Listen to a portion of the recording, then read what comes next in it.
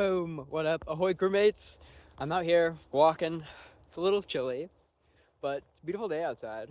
Peep that, boom, boom. It's awesome. But I'm just walking to work. I felt like going on a walk today instead of taking the bus. Um, I'm also not taking the bus because I would be like a little late if I did, and like at that point it just kind of defeats the purpose of using the bus. So whatever. But the reason is because I was editing a video and it's currently being uploaded on my PC as I speak, as I record this. But like, I just wanted to talk. I just wanted to talk about stuff. I might change my channel name. That's something that I feel like should be announced to my viewers before I do it, I guess. Like, I don't know if anybody's gonna be able to tell the difference because we'll have the same profile pic and it'll still have my name in it, but we'll go from Scarlet Oblivion, my real name, to Grand Admiral Scarlet, probably, just because I really like that. It's like the Magic the Gathering card, Grand Warlord Rada, but with my name.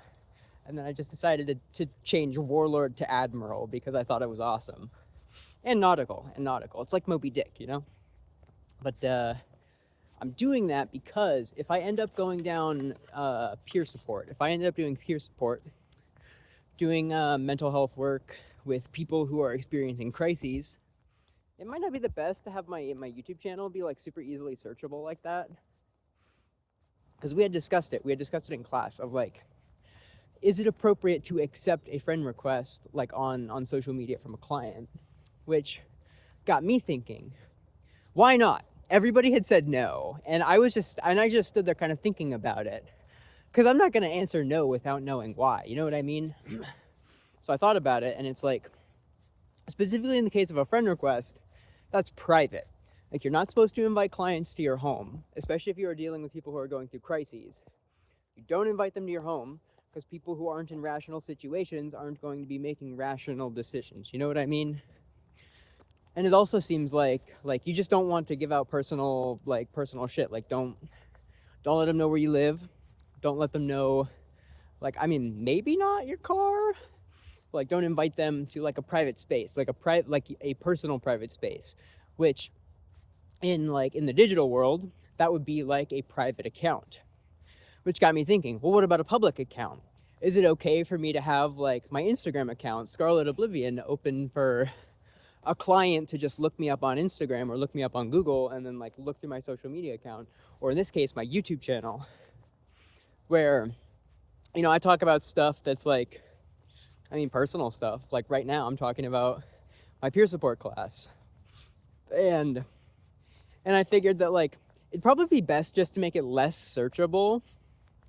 Like, it's like if you meet one of the first things you're supposed to discuss with a client is supposedly like what you do if you're in a public space together, which like I kind of see like public social media or my YouTube channel as a public space.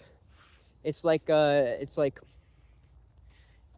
relate it to the real world, it's like a town square or something where I'm just kind of like preaching to people who are listening, you know? And it's like, if I'm doing that and a client happens to see me, like, that's cool, but maybe I should just try to be less visible and more aware about the kind of work I'm doing, is kind of my thought.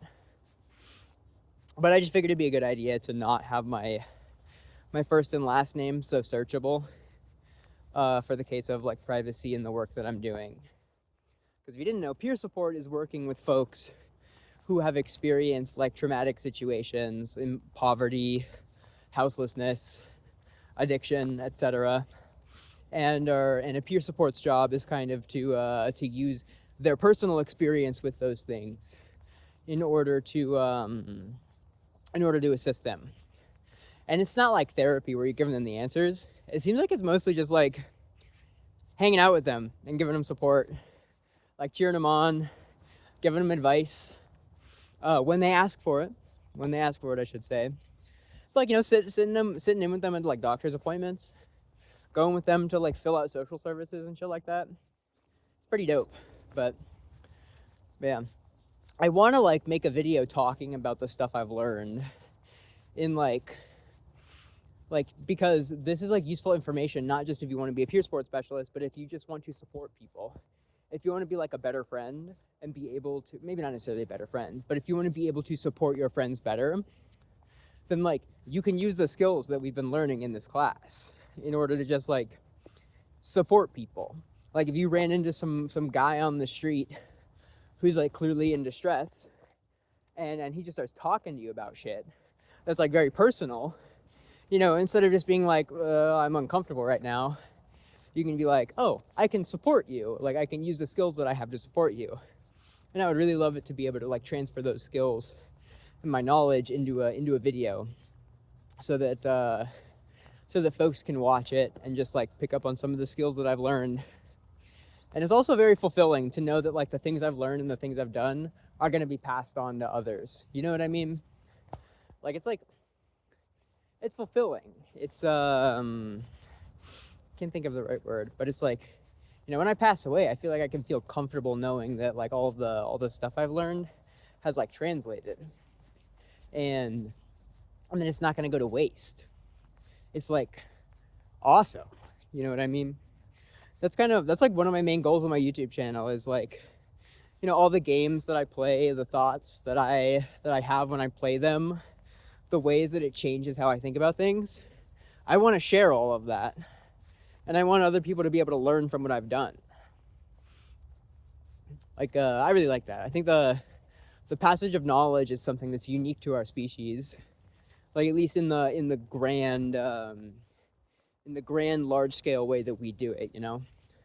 Like, it doesn't appear as though other species are writing books to pass down knowledge like this and acquiring such an in-depth understanding of knowledge because of that.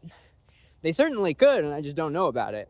But like, as far as I can tell, it's unique to our species, and kind of a tradition of our species that I want to continue to carry on in as much capacity as I can, because it's something that I have the desire to do. And so that's all I've got to talk about in this short vlog. My fingers are starting to get cold, so I'm gonna peace.